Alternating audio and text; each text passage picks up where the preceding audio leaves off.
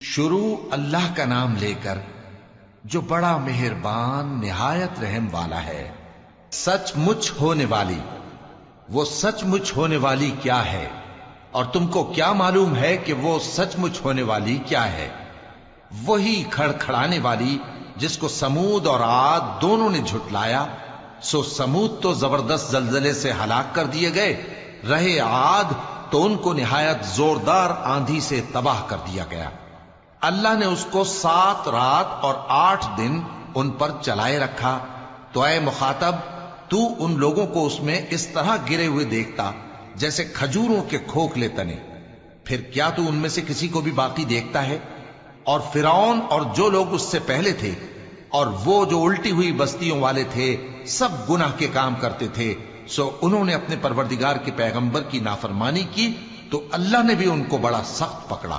جب پانی طغیانی پر آیا تو ہم نے تم لوگوں کو کشتی میں سوار کر لیا تاکہ اس کو تمہارے لیے یادگار بنائیں اور یاد رکھنے والے کان اسے یاد رکھیں۔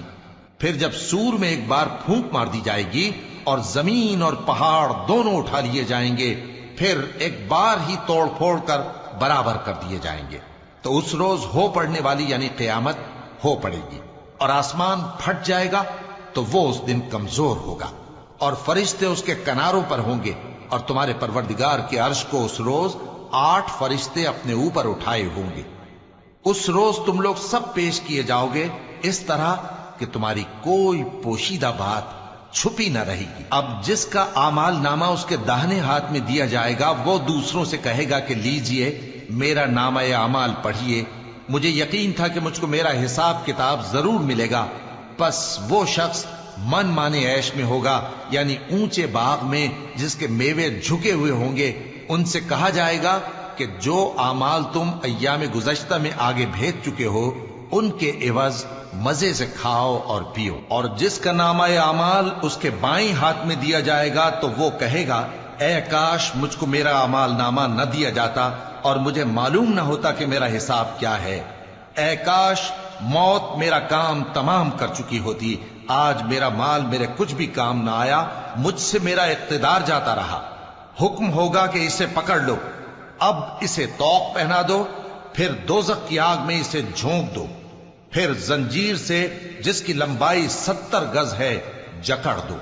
یہ نہ تو اللہ عظمت والے پر ایمان لاتا تھا اور نہ فقیر کے کھانا کھلانے کی ترغیب دیتا تھا، سو آج اس کا بھی یہاں کوئی دوست نہیں اور نہ اس کے لیے کوئی کھانا ہے سوائے زخموں کے دھون کے، جس کو گناہگاروں کے سوا کوئی نہیں کھائے گا۔ سو میں ان چیزوں کی قسم کھاتا ہوں جو تم کو نظر آتی ہیں اور ان کی جو تمہیں نظر نہیں آتی، کہ یہ قرآن ایک معزز فرشتے کا پہنچایا ہوا کلام ہے، اور یہ کسی شاعر کا کلام نہیں، مگر تم لوگ بہت ہی کم ایمان لاتے ہو، اور نہ کسی کاہن کا قول ہے، لیکن تم لوگ بہت ہی کم غور و فکر کرتے ہو۔ یہ رب العالمین کا اتارا ہوا ہے۔ اور اگر یہ پیغمبر ہماری نسبت کوئی بات جھوٹ بنا لاتے تو ہم ان کا داہنا ہاتھ پکڑ لیتے، پھر ان کی رگے گردن کاٹ ڈالتے، پھر تم میں سے کوئی ہمیں اس سے روکنے والا نہ ہوتا۔